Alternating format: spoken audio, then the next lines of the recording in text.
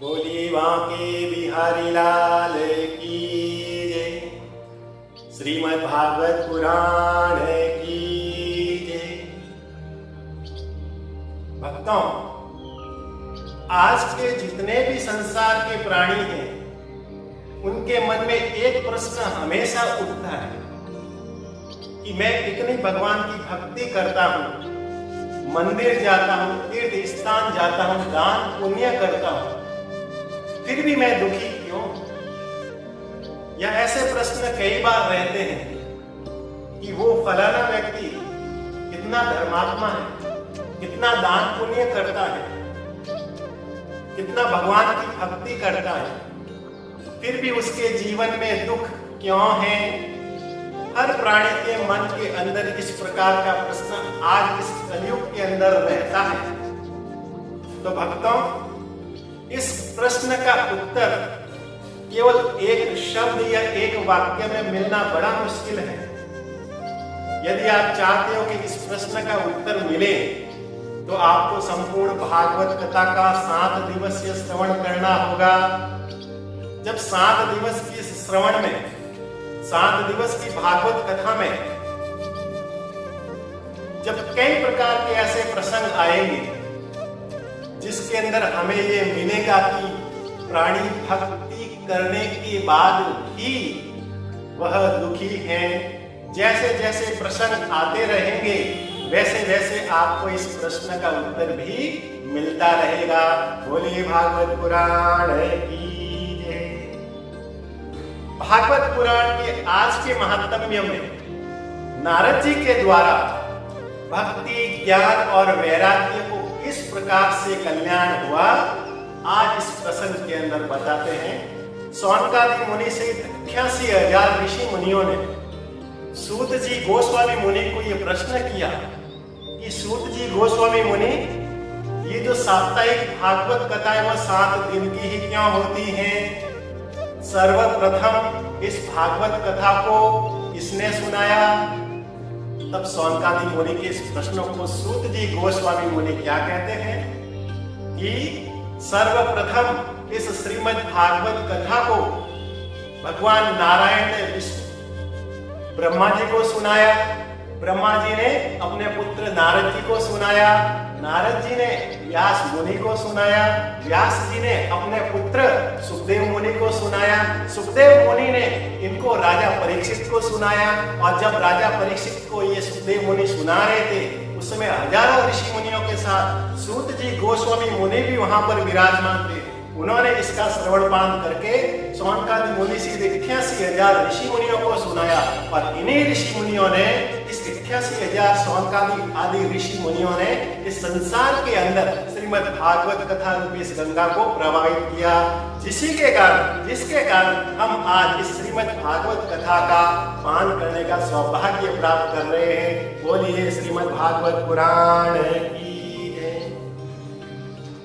सर्वप्रथम ये जो भागवत कथा है वो केवल 4 श्लोक में ही थी। फिर धीरे धीरे व्यास जी मुनि ने इस 4 श्लोकों की श्रीमद् भागवत कथा को 18,000 श्लोक में, 335 अध्याय में और 12 स्कंद के अंदर इसकी रचना की है। भक्तों, श्रीमद् भागवत कथा को सूत जी महाराज कहते हैं कि साप्ताहिक विधि का सबसे प्रथम श्रवण नारद जी ने अपने भ्राता सनत कुमार के द्वारा की। ये सनत कुमार श्री ब्रह्मा जी के 4 पुत्रों का नाम है। सनत, सनंद, सनत, सनातन, इन चारों पुत्रों को मिलकर सभी इनको सनत कुमार के नाम से जानते हैं। फिर सौनकादि मुनियों ने सूत जी को प्रश्न किया कि संसार के अंदर जितने भी प्राणी हैं, ऐसे बहुत से प्राणी हैं जो भगवान की भक्ति करते हैं, पूजा करते हैं, मंदिर जाते हैं, तीर्थ स्थान जाते हैं, दान पुण्य धर्म इत्यादि करते हैं, साधु संतों की सेवा करते हैं, फिर भी वह दुखी हैं। इसके दुख का क्या कारण है? सविस्तार हमें वर्णन कीजिए। तब सूत जी गोस्वामी मुनि कहते हैं कि इस संसार के अंदर जो भक्त भगवान की भक्ति करता है, उसके अंदर ज्ञान और वैराग्य की कमी होने के कारण भक्ति करने पर भी वह दुखी हैं। जिसके हृदय में ज्ञान और वैराग्य की कमी होगी उसकी भक्ति अधूरी मानी जाएगी। अल्पकाल के लिए तो उनको थोड़ा बहुत सुख मिल सकता है, थोड़ा आनंद आ सकता है, लेकिन परम सुख की प्राप्ति, परमानंद की प्राप्ति, परमात्मा की प्राप्ति, भगवान की प्राप्ति नहीं हो सकती है। इसलिए भक्तों, यदि भगवान की प्राप्ति, परमानंद की प्राप्ति और परम सुख और परमानंद की प्राप्ति चाहिए तो आपको भक्ति के साथ साथ ज्ञान और वैराग्य भी जीवन में धारण करना होगा। बोले श्रीमद् भागवत पुराण की जय। फिर 81,000 स्वामी मुनि से सूत जी गोस्वामी को यह प्रश्न किया कि हमने सुना है कि श्रीमद् भागवत के साप्ताहिक कथा द्वारा भक्ति, ज्ञान और वैराग्य का कल्याण हो गया। ये किस प्रकार से हुआ? कृपया करके हमें सविस्तार वर्णन कीजिए।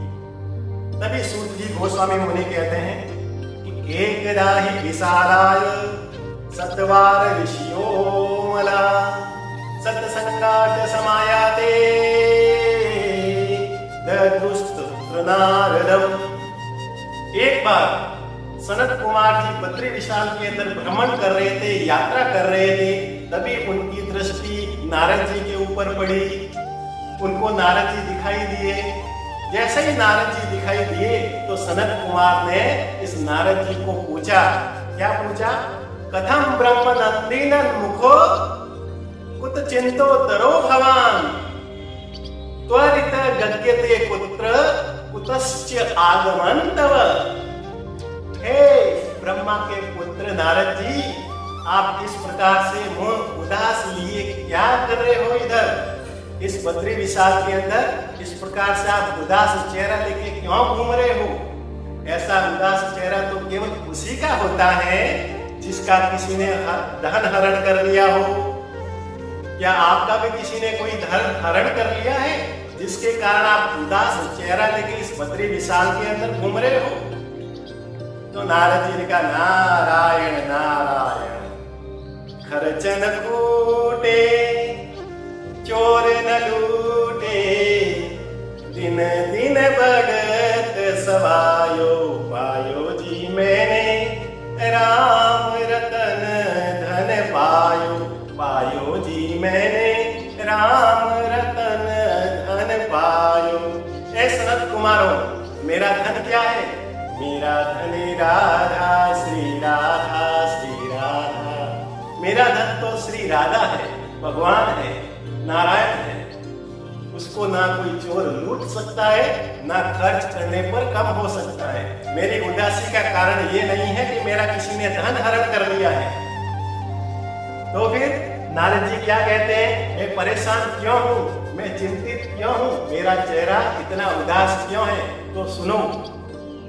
तो नारद जी कहते हैं कि मैंने सुना था कि ये पृथ्वी बड़ी पवित्र है, इसके अंदर पवित्र नदियां बहती हैं, बड़े बड़े ऋषि मुनि तपस्वी यहाँ पर इस पृथ्वी पर रहते हैं, बड़े बड़े धर्मात्मा राजा भी यहाँ पर राज करते हैं, और पवित्र नदियां, पवित्र तीर्थ स्थान, पवित्र राजा, धर्मात्मा राजा यहाँ पर रहने के कारण मेरी भी इच्छा हुई कि मैं भी इस पृथ्वी का भ्रमण करूं, इस पृथ्वी की परिक्रमा लगाऊं, ताकि मैं भी इस पृथ्वी की परिक्रमा करके, यात्रा करके धन्य हो जाऊं। इसके लिए मैंने पूरी पृथ्वी की परिक्रमा की। और कहां कहां पर गया? अहम तु पृथ्वीम यातो ज्ञात्वा सर्वोत्मामिति पुष्करम च प्रयागम च काशीम गोदावरीं तथा हरिक्षेत्रम कुरुक्षेत्रम श्रीरंगम सेतुबंधनम एवमादेषु तीर्थेषु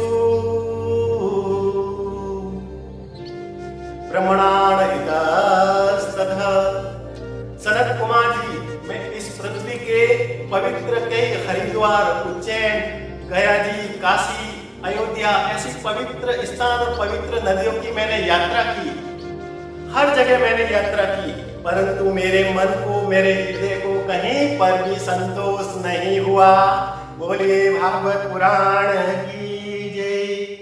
नापश्यं कुत्रश्चित् मन संतोष कारकम कलिना धर्मेण मित्रेण धरे निबादिता धुनो।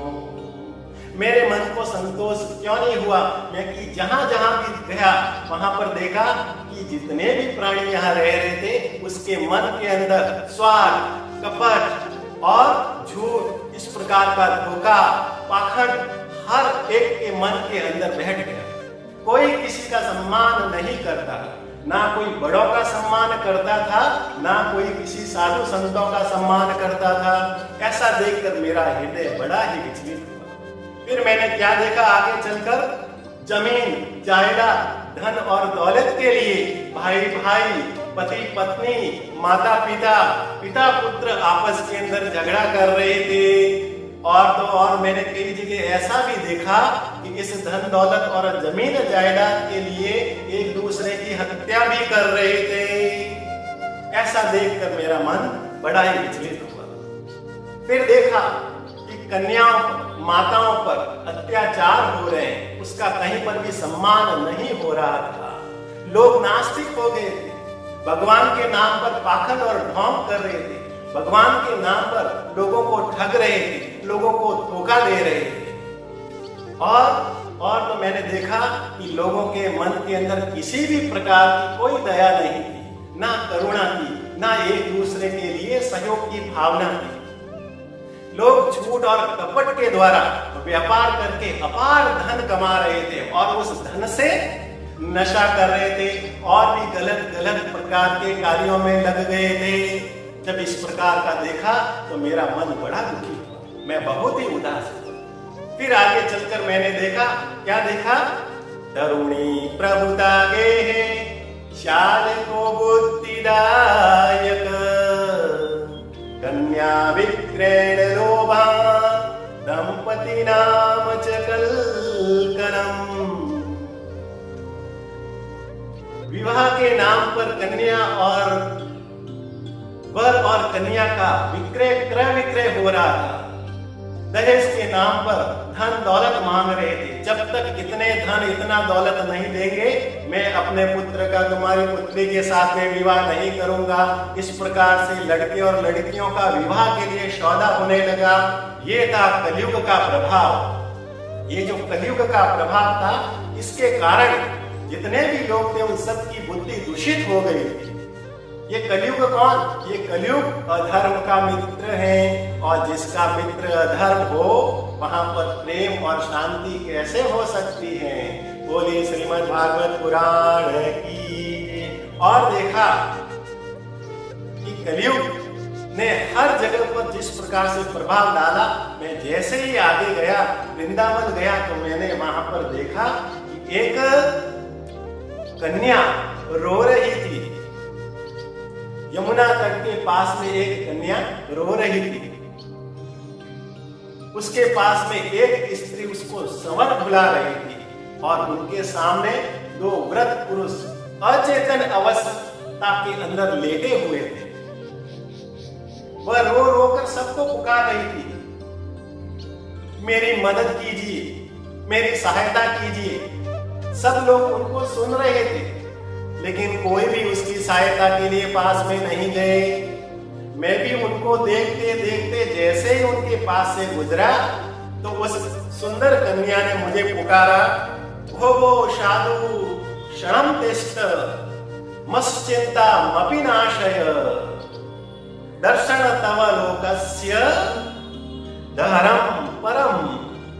हे साधु, हे नारद जी, आप मेरी रक्षा कीजिए, मेरे दुखों को दूर कीजिए, मेरी चिंता को दूर कीजिए। आप ही हो जो कि इस दुनिया के अंदर, इस सृष्टि के अंदर मेरी चिंता को दूर कर सकते। जब इस प्रकार की बात मैंने उस सुंदर कन्या से सुनी तो मैं उसके पास में गया और उनको पूछा कि तुम्हारी इस दुख का, तुम्हारी इस चिंता का क्या कारण है? कृपया करके सविस्तार मुझे बताइए। तब उस स्त्री ने कहा कि अहम भक्ति रीति ज्ञाता इमो में तनियो मतो ज्ञान यज्ञ वैराग्यो काल योगिन जर्जरो। हम भक्ति रीति ज्ञाता, मेरा नाम भक्ति है। और ये जो छबर डुला रही है वो यमुना जी नदी है। और मेरे सामने जो दो अचेत अवस्था के अंदर वृद्ध पुरुष लेटे हुए हैं वह मेरे पुत्र हैं। वह बीमार है, वह वृद्ध है, वह अचेतन अवस्था में है। काल के कारण, कली के कारण ये बीमार हो गए, व्रत हो गए। और उत्पन्ना द्रविड़े शाहम वृद्धिं कर्णाटके गता क्वचित् क्वचिन् महाराष्ट्रे गुर्जरे जीर्णतां गता। भारत के दक्षिण द्रविड़ देश में मेरा जन्म हुआ। कर्नाटका के अंदर मेरा बचपन गुजरा। महाराष्ट्र में आते आते मैं जवान होगी और वहां पर मैं पली बढ़ी। लेकिन जैसे ही मैं गुजरात में आई तो मैं वृद्ध हो गई। मैं वृद्ध होगी तो मेरे साथ साथ मेरे दोनों पुत्र भी वृद्ध हो गए। वहां पर मुझे भक्ति, ज्ञान और वैराग्य को पूर्ण रूप से जीर्ण कर दिया। उस समय भक्ति और ज्ञान और भगवान का नाम लेने वाला कोई नहीं था। यदि कोई गलती से भी भगवान का नाम भी ले लेता तो वहां पर उस देश से, उस प्रदेश से, उस गांव से हमें निकाल देते। लेकिन जैसे ही मैं वृंदावन आई तो क्या देखा कि वृंदावन पुनः प्राप्ति नवीन स्वरूपिणी। जैसे ही वृंदावन आई तो मुझे पुनः यौवन अवस्था प्राप्त होगी, मैं पुनः जवान हो गई। लेकिन मेरे जो दोनों पुत्र थे वह वृद्ध के वृद्ध ही रह गए। जब एक माँ के सामने उनके दोनों पुत्र वृद्ध हो जाए, अचेतन अवस्था में लेटे हुए हो, तो उन माँ के लिए उससे बड़ा कोई भी दुख नहीं हो सकता है। मैं उनको वृद्ध से चेतन कैसे करूं, यह चिंता करते करते ही मैं लोगों को पुकार रही थी। यही मेरे चिंता का कारण। तब भक्ति महारानी ने क्या कहा? जयति जयति मायाम यस्य कायाधवस्ते वचन रचन मेकम केवलम चाकलये द्रुद पद्मपि यातो यत्कृपातो ध्रुवोऽयं सकल कुशल पात्रम ब्रह्मपुत्र नदास्मि। हे नारद जी, आपकी दृष्टि जिस पर भी पड़ी है उसका कल्याण हुआ है।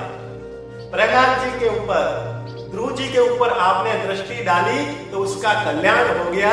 आप तो बहुत ही वेदों के, शास्त्रों के ज्ञाता हैं। ब्रह्मा जी का साक्षात आपके ऊपर विशेष आशीर्वाद है। जिस प्रकार से आपने दूसरों का कल्याण किया है वैसे ही आप मेरी इस पुत्र के ऊपर, इन दोनों पुत्रों के ऊपर दृष्टि डालकर ये बीमार है उसका कल्याण कीजिए, उसको व्रत से पुनः यौवन अवस्था प्राप्त करा दीजिए। यही मैं आपसे विनती करता हूं।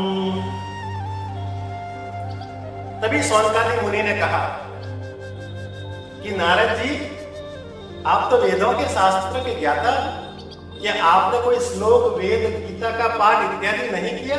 आपके तो वेदों से तो पूरा का पूरा सृष्टि का कल्याण हो सकता है। ये तो केवल दो वृद्ध पुरुष ही थे।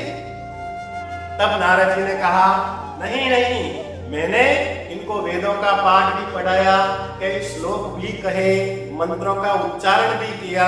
लेकिन जैसे जैसे गीता का इत्यादि वेदों का पाठ करता उसमें चेतना आ जाती, वह बैठ जाते। लेकिन जैसे ही मंत्रों का, श्लोकों का और पाठ समाप्त हो जाते, वह पुनः वृद्ध हो जाते और पृथ्वी के ऊपर अचेतन अवस्था के अंदर लेट जाते। बोले श्रीमद् भागवत पुराण की जय। तभी आकाशवाणी हुई, उदयम सफल स्तेयम भविष्यति न शशय। ओ नारद जी, इसकी बीमारी को दूर करने के लिए, इसके बुढ़ापे को दूर करने के लिए आप किसी सत्पुरुष द्वारा सत्कर्म कराइए, तभी इसके अंदर चेतना आएगी। नारद जी ने उस आकाशवाणी को सुनकर ये सोचते सोचते कि सत्पुरुष कौन है, कहाँ मिलेंगे, और सत्पुरुष नहीं मिलेंगे तब तक सत्कर्म नहीं हो सकते हैं, इनका कल्याण नहीं हो सकता है। ये सोचते सोचते मैं बद्री विशाल आ गया और यहाँ पर मेरा जो चेहरा है वो उदास हो गया। मेरी उदासी का सनत कुमार जी यही कारण है। मैं इसीलिए चिंतित हूँ इन दोनों का इस प्रकार से कल्याण हो जाए।